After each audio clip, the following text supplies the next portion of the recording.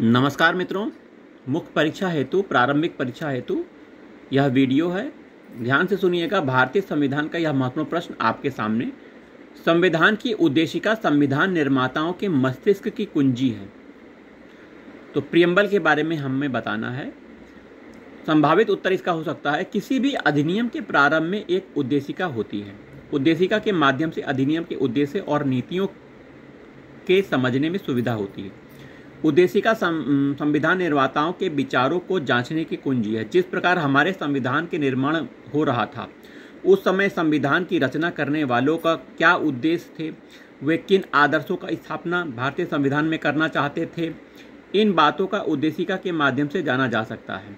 भारतीय जनता ने अपनी संप्रभुता को इस संविधान के माध्यम से व्यक्त किया है। जनता द्वारा निर्वाचित प्रतिनिधियों की सभा द्वारा संविधान का निर्माण किया गया है। उद्देशिका संविधान का प्रेरणा तत्व है, किंतु इसे संविधान का आवश्यक भाग नहीं माना गया है। इसकी अनुपस्थिति में संविधान के मूल उद्देश्यों में खास प्रभाव नहीं पड़ता है। यह ना तो सरकार को शक्ति प्रदान करने का स्रोत है, ना ही उसको किसी प्रकार नियंत्रित या संकुचित करती है। इसका महत्व उस अवस्था में निश्चित ही बढ़ जाता है जब संविधान की भाषा अस्पष्ट हो। परंतु न्यायालय ने उद्देशिका के को महत्वपूर्ण माना है। उसने उद्देशिका को संविधान का एक अंग माना है। संविधान के उपबंधों के निर्वचन में उद्देशिका का बहुत बड़ा महत्व है। संविधान में उद्देशिका का वही स्थान है जो उपबंधों का है। उद्देशिका अपने विभिन्न उद्देश्यों की पूर्ति करती है। सर्वप्रथम इसे संविधान के स्रोतों की जानकारी मिलती है।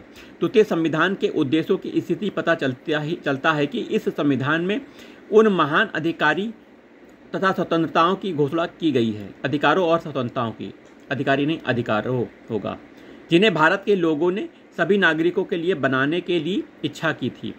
तृतीय, इसमें संविधान के प्रवर्तन तिथि का उल्लेख मिलता है। इस प्रकार स्पष्ट है कि उद्देशिका का अपना एक विशेष महत्व है। यह वास्तव में संविधान निर्माताओं के मस्तिष्क की कुंजी है।